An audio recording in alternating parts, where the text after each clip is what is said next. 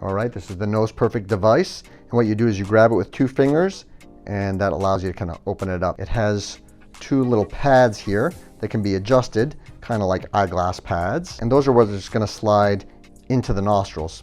There's this other little movable piece here that's going to put pressure on that area above the tip of the nose, again called the supra-tip area.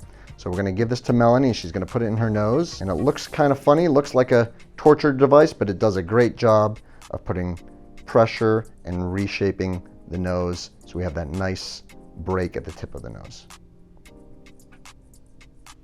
Perfect. And how's that feel, Melanie? That's good. It feels really good. Perfect. Can you show them from the side what it looks like?